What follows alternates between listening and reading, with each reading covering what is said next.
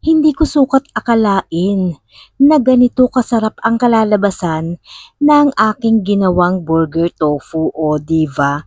Meron tayo ditong mahigit kalahating tofu. Kagaya ng pagdurog sa'yo ng minamahal mo o diva. Gumamit ako ng gloves kasi kamay ko ang gagamitin sa pagdurog para durog na durog. Sa mga pampalasa, ground black pepper 1 teaspoon, salt 1 teaspoon, paprika powder 1 teaspoon, cayenne powder 1 teaspoon, chili powder 1/2 teaspoon, breading mix 3 tablespoon. Kung ayaw nyo ng maanghang, skip nyo na yung chili powder pag may batang kakain o diva.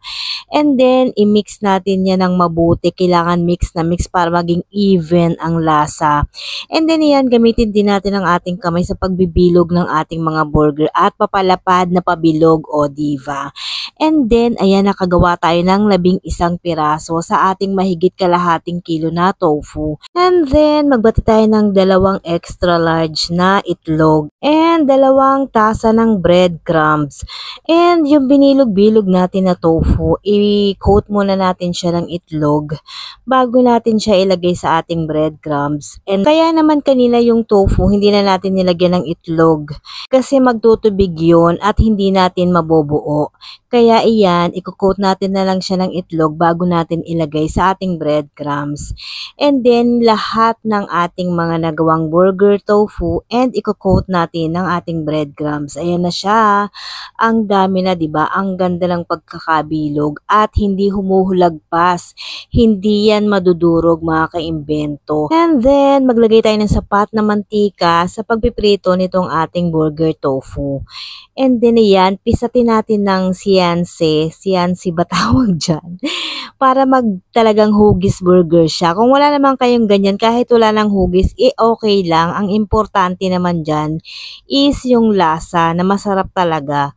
Pag ginaya nyo ito, mga kaimbento, mapapatunayan yung tama ang sinasabi ko na masarap talaga siya.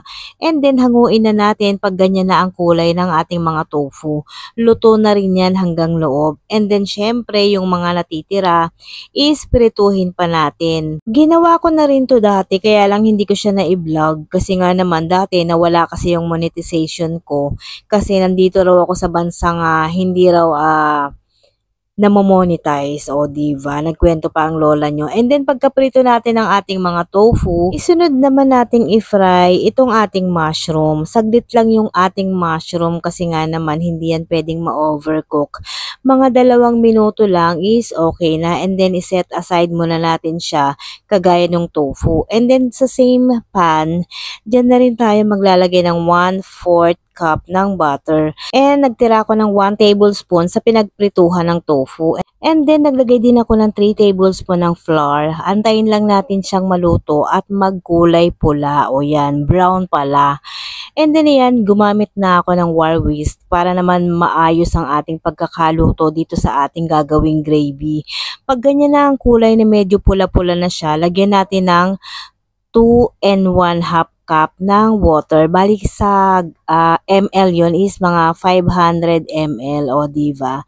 And then lagyan natin siya ng pinch of ground black pepper, and then 1 tablespoon ng oyster sauce and 3 tablespoon ng soy sauce. And then i-mix lang natin yan ng mabuti. Kaya naman wire whisk na yung ginamit ko para ma-mix ko talaga siya ng mabuti. And then yung mga buo-buong harina is madurog at maging maganda ang ating gagawing gravy dito sa ating burger steak. And then pag alam nyong luto na yung sauce, ilagay na natin ang ating piniritong mushroom. And then imekos-mekos lang natin yan. Sapat lang talaga yung tubig na inilagay natin sa ating gravy. Hindi siya malabnaw, hindi siya malapot. Kasi pag lumamig yung ating gravy is lalapot pa yun, mga kaimbento. Kaya naman hindi ko siya masyadong nilaputan.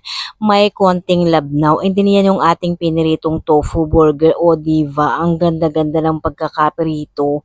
And then itoppings na natin yung ating gravy dito sa ibabaw ng ating tofu burger o diva. Ang sarap niyan, mga aking bento. Talaga namang dinala ko siya sa mga friends ko. Nagustuhan din nila ang lasa. And sabi nila sa akin, paano mo ginawa yun? Ang sarap. Hindi ko nalasahan na tofu pala yun. Kaya naman, itry nyo na mga kaimbento. Hindi nyo pagsisisihan. Talagang super yummy talaga. Pwedeng ulam sa kanin. Pwede ring partner ng mashed potato. Please follow, like, and share.